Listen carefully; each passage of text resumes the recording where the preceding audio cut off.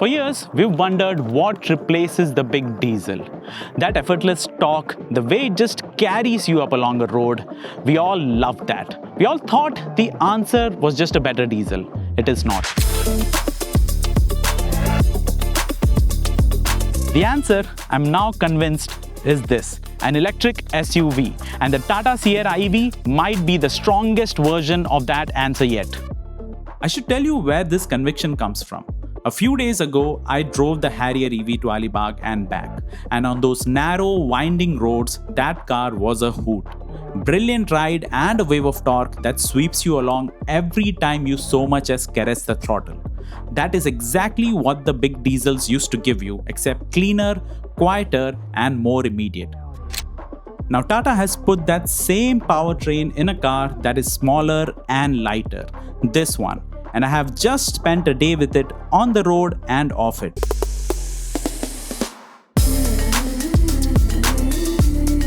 Let us first talk about what's under the floor, because it is at the heart of the argument I am trying to make.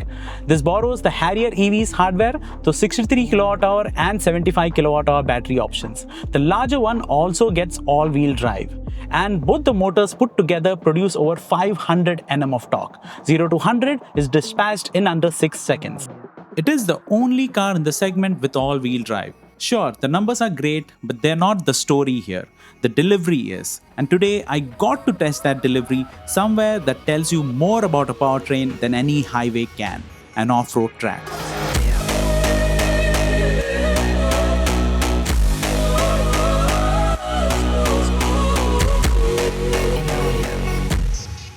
The course track threw up some properly gnarly obstacles, and the Sierra EV dealt with all of it with the sort of ease you once only expected from a large displacement diesel. Steep climbs, loose surfaces, awkward articulation moments, all tackled with a very gentle foot on the throttle. Of course, all-wheel drive is part of the reason, but what struck me here is how the power and torque are so linear yet so potent the moment you need it. It makes the car far more usable, all that power and torque far more usable than you'd think. In a diesel, you're always managing the revs, managing the gears, managing the clutch. Here, you just roll onto the throttle and let the car sort it out. The 6 terrain modes, the low-speed cruise control, and the 540-degree camera with the underfloor view complete the kit. But honestly, the powertrain is the off-road feature. The obvious question then, if it does get the Harrier EV's powertrain, is it just a smaller Harrier EV? The answer is no, it's just that little bit nicer. It's softer, it's lighter, the suspension's a lot more compliant, and it overall makes for a better driving experience. Where the Harrier EV impresses you, the Sierra EV makes everything easy for you. I'm pleasantly surprised by how well the Sierra EV handles corners. We could only take a handful of them at the coast performance track, but it remained well behaved. The battery, of course, sits very low down in the body. That ensures that the car stays planted, and it's also very communicative. It leans in, it tells you exactly what's happening at the wheels. The 205 mm of ground clearance means broken roads and speed breakers need no thought at all. Range, because it matters. In the real world, the 75 kWh battery with rear-wheel drive is good for close to 500 kilometers, a little less with the all-wheel drive variant. And having done hundreds of kilometers with this powertrain in the Harrier EV, I know that these numbers are very attainable. A 120 kWh fast charger adds up to 263 kilometers in 15 minutes.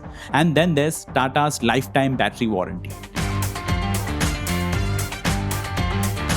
Then there is the way this thing looks. I'll keep this short because a day with the car has only confirmed what I said at the launch. The proportions, the surfacing, the stance, everything works here. And the Sierra EV is easily the best looking car in the segment.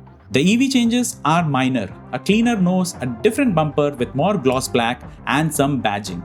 If you like the Sierra, you'll definitely like this. One thing I want to mention is something that I've been paying a lot of attention to lately: Tata's build quality. It seems to be genuinely improving. The wheel alignment issues, the inconsistent panel gaps, on this one, they all seem noticeably better.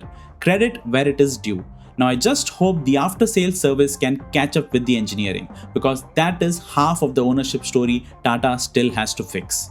The inside is where the Sierra EV trumps not just the competition but also its biggest sibling. The features here really trump the Harrier EV. The headline is the triple screen setup here. There's a 10.25-inch display for the driver, a 12.3-inch infotainment display, and a third 12.3-inch display for the passenger. That third screen is a great addition. Keeps the passenger princess entertained and certainly very useful to while away the time when you're getting your car charged. And I'll say this because it needs saying for a car this loaded with features. Everything here worked as advertised. No frozen screens, no glitches whatsoever. The rest of the list is long. A 12-speaker JBL Black system, panoramic sunroof, ventilated and powered front seats, a dual-zone climate control, heads-up display, level 2 ADAS and 6 airbags as standard. There's even vehicle-to-load and vehicle-to-vehicle charging, summon mode and in-car payments from the Harrier EV. Now before the verdict, the one thing that you need to pay attention to, the price. The Tata Sierra EV starts at Rs 18.79 lakh for the base variant, going up to Rs 25.99 lakh for this, the all-wheel drive variant. Add another Rs 49,000 or so for the home charger, and this makes it quite an expensive affair. It's priced over the Hyundai Electric and close to the price of the Mahindra BE6. Tata's EVs lately have been a lot about the value play, but this is most definitely a premium SUV.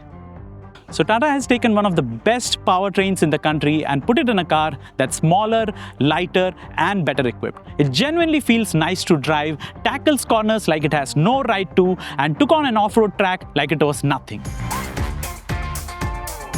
If you've been holding on to the big diesel of yours because nothing else offers that effortless, torque-rich way of covering ground, I'm telling you, your next car is here, and it is electric.